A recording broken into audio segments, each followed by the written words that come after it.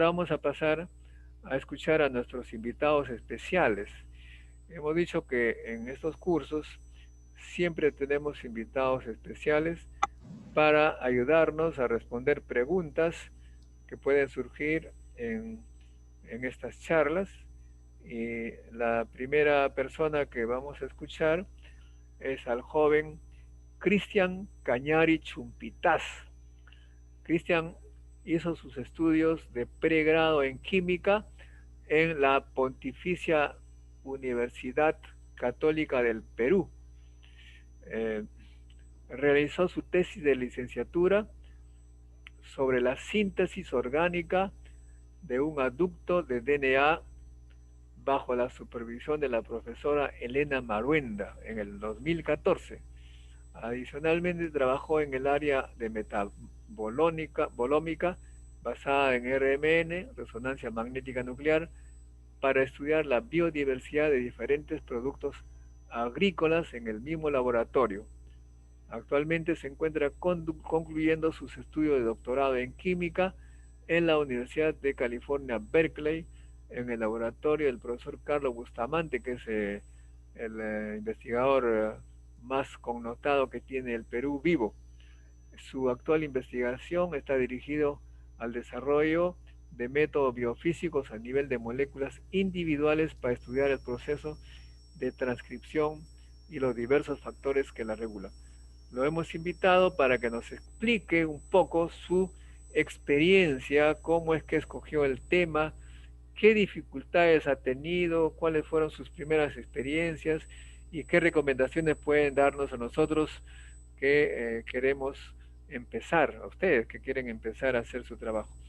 Gracias, Cristian, por aceptar esta invitación y después tendremos también a otro investigador, que en este caso una dama, Catherine Requejo, también de Estados Unidos, que la presentaremos después de Cristian. Cristian, gracias por aceptar esta invitación. Muchas gracias, profesor Montoya. Le agradezco la invitación y estaré dispuesto a responder las preguntas que se tengan sobre el tema. A ver, entonces voy a dejar de compartir pantalla. Muy bien. ¿No tienes ninguna presentación? Tengo unos pequeños slides que pueden resumir el trabajo que hice en mi pregrado y también el trabajo que vengo haciendo ahora en el laboratorio del profesor Bustamante. Muy bien, te escuchamos entonces. Comparte pantalla, por favor. Ok, estoy compartiendo ahora mi slide.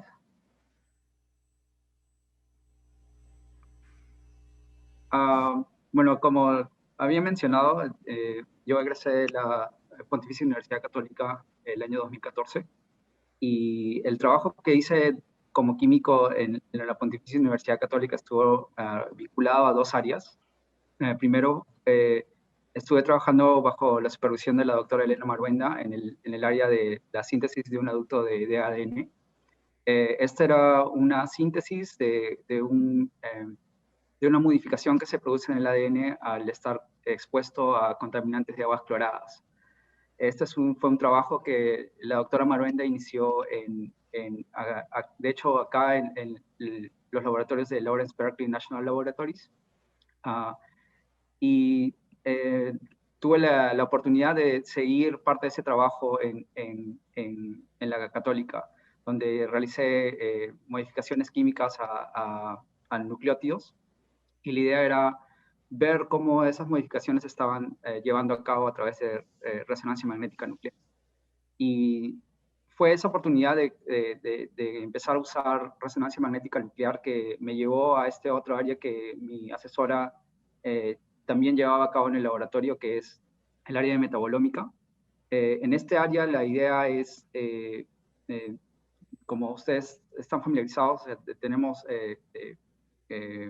frutos que tienen una diversidad de compuestos químicos, que van a ser los responsables de diferentes funciones organolépticas como sabor, olor.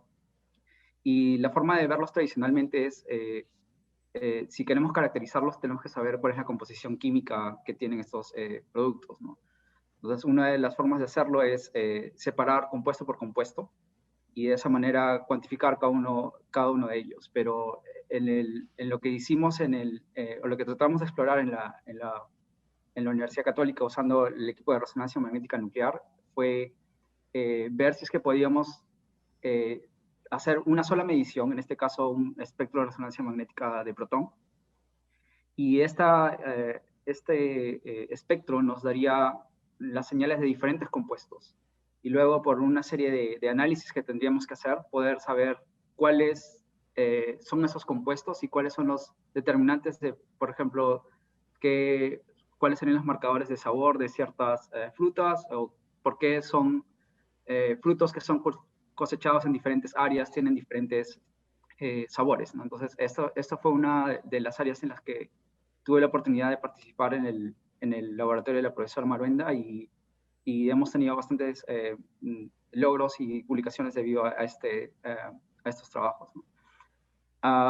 Todo esto fue lo que pude contribuir como alumno de pregrado en la Católica, y en el 2013 comencé a explorar la posibilidad de hacer un trabajo de doctorado, ¿no? Entonces, mientras estaba haciendo mi tesis de licenciatura, comencé a aplicar, y tuve la oportunidad de unirme a la Universidad de California en Berkeley en el 2014, donde ahora me uní al laboratorio del profesor Carlos Bustamante.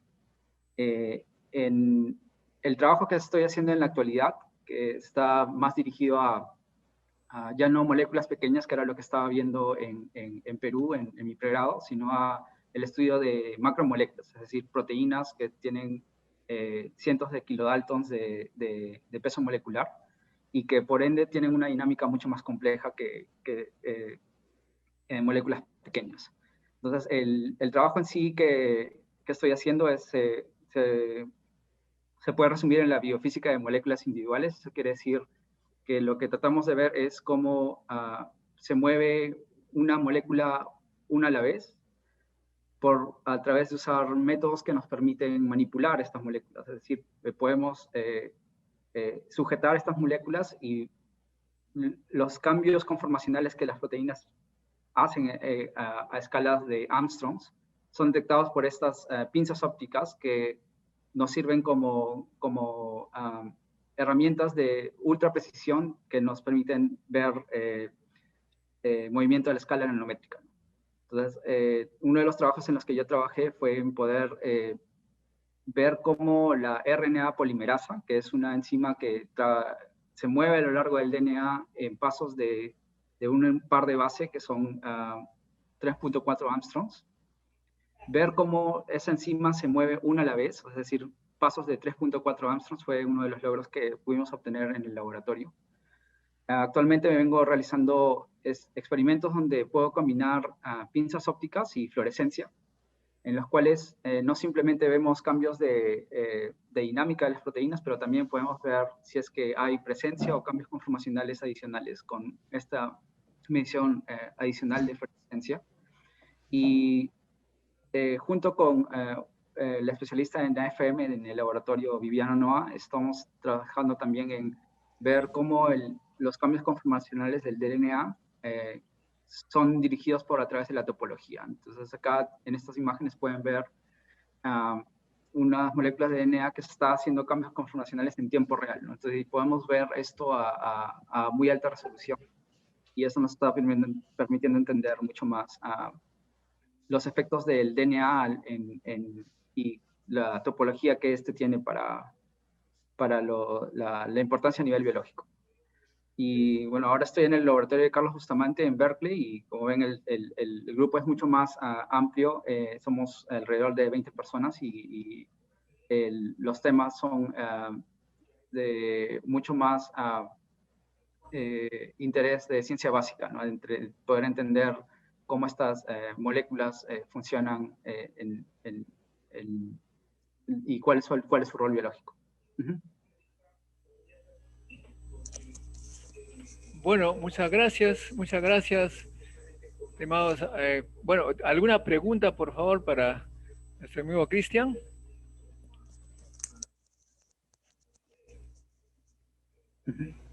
Hola. A ver, le haré una pregunta entonces. Sí. ¿Cuál fue para ti la forma como escogiste tu tema de investigación de antegrado? ¿Cuál fue el paso que diste para escoger a Maruenda? ¿Qué te animó? Ah, sí, de hecho, yo comencé, me uní al laboratorio de la profesora Maruenda desde muy temprano en el pregrado. O sea, como saben, en la Universidad Católica existe en los 2 años de estudios generales ciencias, donde la idea es ver temas generales de física, química, pero aún no profundizando en la rama de estudios, que en mi caso era química. A, a finales de estudios generales yo recibí una invitación de la profesora Maruenda para poder trabajar en su laboratorio. Y lo que me animó fue el hecho de que a mí siempre me gustó la química orgánica. Cuando estaba preparándome para, tuve la oportunidad de representar en algún momento a Perú en las Olimpiadas Peruanas de Química. Y en ese proceso me apasionaba bastante la química orgánica, y la profesora Maruenda era una de las líderes en ese área en la universidad. Y fue poco a poco que desarrollé muchas otras pasiones a lo largo. Inicialmente fue poder sintetizar moléculas, pero al momento de hacer eso, con la profesora Maruenda compartimos esta pasión por el RMN, que es una de las técnicas que a mí me parecen muy potentes para poder resolver moléculas, ¿no? De moléculas pequeñas creo que es una de las herramientas mucho más convincentes para poder resolver estructura. Y eso fue lo que me animó a unirme al laboratorio. Tuve bastante apoyo de mi asesora en poder formarme y poder entrenarme en diferentes equipos, y fue un esfuerzo mutuo que desarrollamos, que pudimos sacar cosas adelante. ¿Y cómo contactaste con Carlos Bustamante? Bueno, yo antes de aplicar al doctorado, o sea, estaba en el laboratorio de la profesora Manuenda, y eh, siempre me gustaba el RMN, ¿no? Entonces, de hecho, mi plan inicial al salir al doctorado fue aplicar a grupos de RMN y hacer biología relacionada con RMN. Y cuando apliqué el 2013, apliqué a diferentes universidades. Dentro de una de ellas fue la Universidad de California en Berkeley. Y eh, ese mismo año tuve la oportunidad en Perú, en uno de los coloquios de física que organiza la Católica, donde invitaron al profesor Bustamante. Y yo hasta ese momento era muy nuevo en el área de biofísica de moléculas individuales. No había escuchado al profesor Bustamante, pero nunca había visto una charla en persona de él, ¿no? Y ver cómo, en este caso era una charla sobre el bacteriófago Phi29, y ver cómo él podía diseñar experimentos para poder ver el atrapamiento de cómo este virus encapsula el DNA dentro de la cápside, cómo el DNA rota al momento de hacer este proceso. Fue un tema que me fascinó bastante, y por ende, al momento de aplicar al doctorado también comencé a aplicar a áreas de biofísica de moléculas individuales. Y fue acá en Berkeley, de hecho, donde conocí al profesor Bustamante. Lo había visto de charlas como un espectador en la Católica, pero no tuve la oportunidad de conocerlo en persona hasta no ser acá en Berkeley. ¿Dónde estudiaste? ¿En qué colegio estudiaste?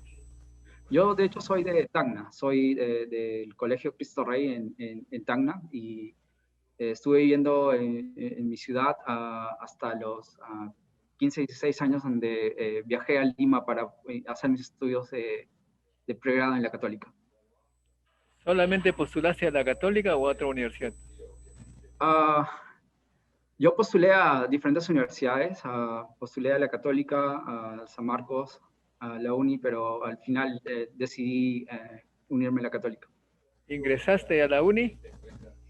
Sí. ¿Y por qué escogiste Católica? Ah, bueno, me, la decisión por la cual elegí la Católica fue eh, porque en el área de química es un área que requiere bastante, es una ciencia bastante experimental, que requiere mucha eh, inversión en equipos. Y en ese momento la Católica estaba ofreciendo un mejor abanico de oportunidades en cuanto a ciencias experimentales. Y por ende opté por esa universidad. ¿Fuiste becado o tuviste que pagar? Tuve que pagar mis primeros semestres, pero tuve la oportunidad en algún momento de ser becado por la universidad, pero los primeros semestres estuve pagando. Muy Ujú. bien, muchas gracias. ¿Alguna pregunta de los colegas? Hola. Hay pocas preguntas. Angélica, ¿preguntas?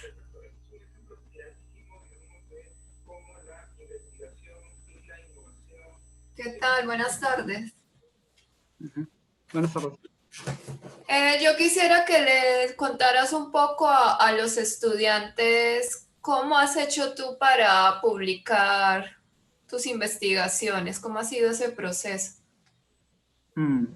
Ah, el proceso de publicación es un proceso, obviamente primero la idea es tener una pregunta. Mi área es más biofísica, entonces lo que nosotros tenemos que hacer primero es tener una pregunta clara sobre qué sistema biológico, qué pregunta biofísica estamos respondiendo, ¿no? Una vez que tenemos experimentos y resultados que nos permiten aclarar esa pregunta, se redacta el artículo teniendo esa retórica, ¿no? Obviamente el proceso es mucho más ah, como un camino aleatorio, ¿no? Porque los resultados a veces no salen de la forma en la que uno cree. Pero una vez se tienen los resultados y se tiene una historia que contar, esa es la forma en la que se presenta en el artículo. El proceso de publicación, que ya viene a ser una vez cuando el artículo ya está escrito y lo estás enviando a diferentes editoras, ¿no? Que van a ser los jueces de si el artículo tiene la rigurosidad, tiene la calidad o el propósito que esa editora está buscando. Es un proceso mucho más eh, largo y depende de qué journal se estén viendo, de qué revista. Usualmente son procesos que primero la editora está recibiendo el artículo y dependiendo de si es de su interés, pasa a revisión, donde le envían a tres revisores.